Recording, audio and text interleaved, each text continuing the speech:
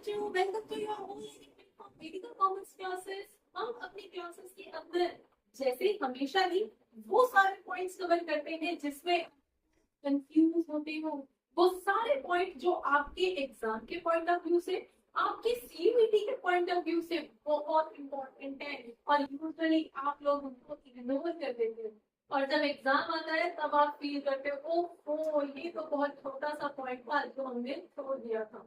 Fine, तो वो सारे पॉइंट्स जिसमें आप लोग कंफ्यूज होते हो, जो आपके एग्जाम पॉइंट ऑफ व्यू से इम्पोर्टेंट है, वो सारे पॉइंट्स जो आपके सीयूईटी पॉइंट ऑफ व्यू से इम्पोर्टेंट है, वो सारे पॉइंट्स हम अपने क्लासेस के अंदर कवर करते हैं। तो आपको भी अगर कोई भी किसी भी तरह की कंफ्यूजन है तो इस लास्ट तक देखना, तो श्योर आपके बहुत सारे डाउट्स क्लियर होंगे। तो अभी हम जो टॉपिक करने जा रहे हैं दैट इज, हमारा क्या केस रहेगा। यहाँ पे केस है दो पार्टनर एक साथ न्यू आ रहे हैं। क्वेश्चन नंबर 34 हम रीड करना स्टार्ट कर देते हैं। ए, बी और सी ऑलरेडी तीन पार्टनर्स हैं जिनका रेशो 5:4:1 है एग्जिस्टिंग। फाइन, अब यहाँ पे दो पार्टनर आ रहे हैं डी और ई एक साथ।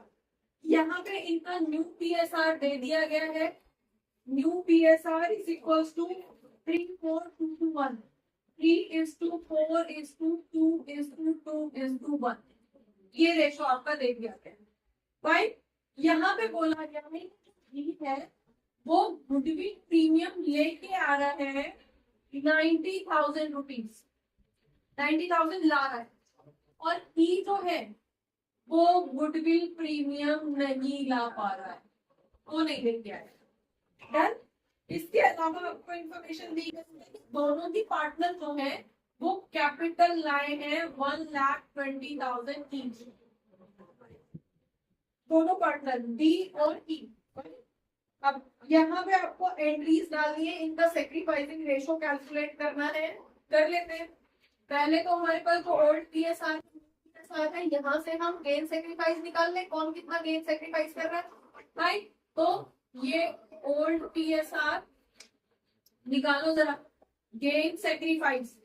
तो ए कितना सेक्रीफाइस करेगा, ए का पहला शेयर था 5/10, न्यू कितना हो गया 3/12, 12 हो गया ना टोटल, 7, 9, 11, 12, ठीक है। देन बी कितना सेक्रीफाइस करना, बी का पहले 4/10 था और अब कितना हो गया है 4/12।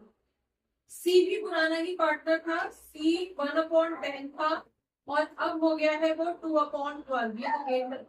चलो देखिए, चलिए यहाँ पे कैलकुलेट कर लेते हैं। दोनों का एचसीएम कितना आएगा 60। कैसे आया, क्लियर है। एचसीएम ले लिया 60, लिखो सीधे, डायरेक्टली लिखो डायरेक्टली। चलिए 60, अब 60 में यहाँ पे 6 जा 6 5 जा 30, 5 30 माइनस 5 15, तो फाइनली आपके पास 15/16। चलिए नेक्स्ट वाला कितना है, यहाँ पे अगेन हमारा एलसीएम 60 आएगा। 6 4 जा 24 माइनस 5 4 जा 20, तो यहाँ पे 4/60 नजर आ रहा है। चलिए ये वाला भी अगेन 60 हो जाएगा, कितना आ जाएगा 6 माइनस 5 10, ये गेन कर रहा है। यस, ये 4/60 आया है। यहाँ पे ये पार्टनर माइनस में वैल्यू आ रही है, तो ये भाई साहब तो गेन कर रहे हैं पीएसआर चेंज होने से। तो अगेन रूल वही है, जो भी गेन करेगा वो गुडविल प्रीमियम का पैसा लाके देगा। डन। तो अब यहाँ पे गुडविल कितनी है, ये इंफॉर्मेशन क्वेश्चन के अंदर नहीं दी गई है। फाइन, तो हमें ये शेयर निकालना है और किस बेसिस पे निकालेंगे, जब हमारे पास गुडविल होगी तो हम शेयर निकाल पाएंगे कि ईमो कितना लेके आना था। हमारे पास ना टोटल गुडविल दे रखी है ना ई की गुडविल दे रखी है, गुडविल प्रीमियम का शेयर। हमारे पास जो एक अकेली इंफॉर्मेशन दे रखी है वो ये है कि डी का शेयर इतना है जो न्यू पार्टनर आ रहा है, और वो अपने शेयर के बदले में 90,000 लेके आ रहा है, अपने शेयर के बदले में 90,000 लेके आ रहे हैं। ठीक है, तो अगर हम यहाँ से ही कैलकुलेट कर लेते हैं फॉर्म की गुडविल, कैसे कैलकुलेट करोगे? अगर सपोज डी का शेयर कितना है 2/12, 2/12 है, इसको अगर हम और नैरो कर लेते हैं 1/6, 1/6 कर लो, ठीक है। तो 1/6 के लिए 90,000 आ रहा है भाई। सपोज हम मान लेते हैं कि गुडविल जो है वो x है, तो 1/6 of x is equals to 90,000। यहाँ तक किसी को कोई दिक्कत? ये इसलिए कैलकुलेट करके दिखा रही हूँ कि आप प्रॉब्लम ना होगी कि कैसे निकाल लेते हैं मैम एकदम से, आप पहली बार कर रहे हो, ठीक है। तो x की वैल्यू कितनी आ जाएगी 90,000 इंटू 6, तो 5,40,000 यहाँ पे x की वैल्यू आएगी। और x हमने किसको माना था? गुडविल को माना था। तो फॉर्म की टोटल गुडविल कितनी आ गई 5,40,000। यहाँ तक किसी को कोई इश्यू? ठीक है, तो जब फर्म की टोटल गुडविल जो है वो 5,40,000 है, तो ई का हिस्सा भी निकाल लेते हैं। ई का शेयर कितना रहेगा? ई शेयर ऑफ गुडविल प्रीमियम 5,40,000 तो टोटल है, उसमें से ई का शेयर कितना है 1/12 है, ठीक है। तो 1/12 से कर दो डिवाइड, कितना आएगा? यहाँ पे करोगे कितना आएगा? कैलकुलेट करो जरा, डिवाइड करो, कितना आएगा आपके पास 54। 12 5 जा तो 60 होता है, देन 12 4 जा 48, ठीक है। हाँ जी 45,000 आ रहा है, सीधे 45,000, ठीक है। तो गुडविल प्रीमियम उसको कितना लेके आना है? आ रहे समझ में आ रहा है? तो ई का शेयर कितना रहेगा 35,000। कैसे निकाला हमने? यहाँ से पहले फॉर्म की गुडविल टोटल निकाली, उस टोटल में से ई का हिस्सा निकाला कि ई के हिस्से में कितना पैसा आएगा, उसको कितना पैसा लाना। डन, यहाँ तक क्लियर है? अब इन भाई साहब का निकाल लेते हैं जो गेन कर रहे हैं, इन्हें कितना लेके आना है, क्योंकि टोटल गुडविल तो इतनी है, ठीक है। तो यहीं से हम सी का शेयर ऑफ गुडविल भी निकाल लेते हैं। फाइन, कैसे निकालोगे? सी गेन कितना कर रहे हैं 4/60, टोटल कितनी है 540, तो यहाँ से 9 जा 36,000 नजर आ रहा है, 36,000 का गेन कर रहे हैं भाई साहब, ठीक है। तो 36,000 कैश लाने पड़ेंगे। क्लियर हो गया? देन अब देखो यहाँ पे एंट्रीज डालनी शुरू करते हैं। तो हमारे पास टोटल कैश कितना है, यहाँ तक कैलकुलेशन समझ में आ गई भाई सबको? किसी को कोई इशू, कोई डाउट? समय क्लियर है? हाँ जी बेटा क्लियर। चलिए नेक्स्ट, अब हमारे पास कैश कितना आ रहा है, और बेटा ये भी ध्यान रखना कि कैश के अंदर हम सिर्फ वही अमाउंट लिखेंगे जो आ रहा है। डी लेके आ रहा है तो रिकॉर्ड करेंगे, सी लेके नहीं आ रहा, सी के अकाउंट में से काटा जाएगा। आपके क्वेश्चन में कोई इंफॉर्मेशन नहीं है कि सी गेन तो कर रहा है और बदले में वो कैश लेके आएगा, उतना नहीं, ऐसा कोई इंफॉर्मेशन नहीं है। नहीं है तो उसका अकाउंट तो हमारे हाथ में, उसके अकाउंट में से काट देंगे। कि कैश नहीं ला रहा है, नहीं ला रहा है तो इसका करंट अकाउंट, अब इसका कैपिटल अकाउंट तो अभी बना ही नहीं है, तो इसके हिस्से में करंट अकाउंट डेबिट कर देंगे। भाई साहब करंट अकाउंट उधार चल रहा है इसका, ठीक है। क्लियर? चलिए क्या हुआ? हाँ जी, कैश अकाउंट कौन कौन ला रहा है, किस किस नाम पे कैश आ रहा है हमारे पास? D capital account, fine. E का कैपिटल अकाउंट आ रहा है, फाइन। ये 2 में चल रहे हैं सारे, ठीक है। देन आपके पास गुडविल प्रीमियम के नाम पे कितना पैसा आ रहा है? गुडविल प्रीमियम का सिर्फ ये 90,000 आया है, तो सिर्फ 90 ही रिकॉर्ड करेंगे क्योंकि और आया ही नहीं है, फाइन।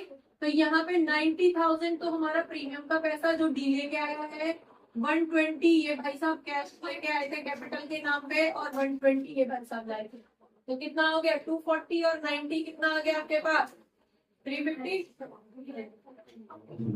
330, ठीक है। 3,30,000 फाइनली हमारे पास कैश आया है, और ये एंट्रीज बिल्कुल क्लियर होनी चाहिए कि यहाँ पे 330 ही आएगा, बाकी का पैसा नहीं आएगा। जो जिस नाम से रिकॉर्ड हो रहा है बैलेंस शीट में, उसी नाम से आगे रिकॉर्डिंग करोगे। अगर करंट अकाउंट है तो करंट अकाउंट के नाम से इंपॉर्टेंट जाएगी। कैश में अगर प्लस माइनस हो रहा है तो कैश के नाम में उतना ही अमाउंट आना चाहिए, नहीं तो आगे बैलेंस शीट में गड़बड़ कर बैठोगे। ठीक है, क्लियर है? यहाँ पे कैश सिर्फ इन्हीं 3 नामों से आ रहा है। डन। चलिए नेक्स्ट एंट्री। अब गुडविल प्रीमियम जो आया था, गुडविल प्रीमियम अकाउंट तो पूरा का पूरा डेबिट हो गई, 90,000 होना ही होना है। प्लस ई कितना, ई के हिस्से का कितना शेयर होगा, ई करंट अकाउंट, ई के करंट अकाउंट को डेबिट करेंगे कितने से, कितना हिस्सा आया था उसका 45,000, ये वाला जो निकाला था गुडविल में उसका हिस्सा 45,000 का है। ठीक है, तो वो 45,000 उसके करंट अकाउंट को डेबिट कर रहे हैं, इस पर ध्यान रखना। ठीक है, नेक्स्ट एक भाई साहब और गेट कर रहे थे सी, तो सी को भी कर दो, सी कैपिटल अकाउंट। अब सी के तो कैपिटल अकाउंट में से काट लेंगे, फाइन। तो इसका कैपिटल अकाउंट कितना जाएगा, 36,000, फाइन। अब बता दो किसके हिस्से में कितना कितना पैसा जाना था, ये दोनों भाई साहब सेक्रीफाइस कर रहे थे, इनका निकाल दो। एक ही हिस्से में कितना पैसा जाना है, 15/60 इंटू 540, फाइन। यहाँ पे निकाल दो जरा, ए के हिस्से में कितना पैसा आना है, 15/60 इंटू 540। यहाँ से तो 9 जा कटेगा और 15 9 जा 105 है ना, 135 करेंगे, 1,35,000 तो इसके हिस्से में आने हैं। बी के हिस्से में कितना आएगा, 4 है ना, हाँ जी, इंटू 540, 9 जा और अगेन यहाँ पे 36,000 इसके हिस्से में कर दो। 2 ए कैपिटल अकाउंट, ए के कैपिटल अकाउंट में जाएगा 1,35,000 और बी के कैपिटल में जाएगा 36,000। क्लियर हो गया? बीइंग गुडविल प्रीमियम एडजस्टेड, ठीक है जी, जिसके हिस्से में जो अकाउंट एडजस्ट होना था, जितना कैश एडजस्ट होना था सब हो गया, और इतने से सेंटेंस में तुमने बता भी दिया कि जिसके में जो एडजस्ट होना था हो गया। अब बाकी आपको डिटेल चाहिए तो एंट्री देंगे। ठीक है, किसका करंट अकाउंट डेबिट हो रहा है, किसका कैपिटल अकाउंट डेबिट। ठीक है, सी का हमने कैपिटल करंट अकाउंट क्यों नहीं डेबिट किया, ये पहले से कैपिटल अकाउंट चल रहा है उसमें से काट लेंगे, पीसीए बनाएंगे वहां पे काट लेंगे। ठीक है, ये करंट अकाउंट कहाँ जाएगा, ये करंट अकाउंट जाएगा बैलेंस शीट में। ठीक है, बैलेंस शीट में शो करेंगे कि सी का कैपिटल तो इतना था, लेकिन अपोजिट साइड इतना उसका माइनस भी चल रहा है, एसेट में दिखाएंगे उसका। क्लियर हो गया? कहाँ पे है ये बेटा, ये चीज भी ध्यान रखना, ये ई कहाँ पे कर रहे हैं हम, डेबिट कर रहे हैं ना, और बैलेंस शीट में डेबिट वाली सारी वैल्यूज एसेट होती है, इसका मतलब है इसका करंट अकाउंट एसेट साइड में शो किया जाएगा। आगे चल के आपको जब बैलेंस शीट बनाओगे तो वहां भी कंफ्यूजन होगी कि ये कभी तो हम लायबिलिटी साइड में डाल देते हैं, कभी हम एसेट साइड में डाल देते हैं। तो ये याद रखना, ये इसके ऊपर एक तरह से क्या है, इससे मंगाना है पैसा, ये डेबिट हो रहा है यहाँ पे, तो ये पार्टनर अगर डेबिट हो रहा है तो फर्म के लिए वो अर्निंग है। ठीक है, इसका मतलब है एसेट में आएगा, और डेबिट सारे एसेट्स होते हैं, लायबिलिटीज क्रेडिट होती है। ठीक है, क्लियर हो गया? इस तरह से क्वेश्चन को करना, समझ आ गया? चलो बच्चों, होपफुली बहुत सारे डाउट्स इस क्लास से रिलेटेड, इस टॉपिक से रिलेटेड आपके क्लियर हुए होंगे इस क्लास को देखने के बाद में। अगर रियली आपके कुछ डाउट्स, आपको ये क्लास अच्छी लगी है तो आप इसको लाइक करिए, सब्सक्राइब करिए और अपने फ्रेंड्स के साथ शेयर करिए। Thank you for watching, keep watching, don't forget to share, keep sharing. Thank you.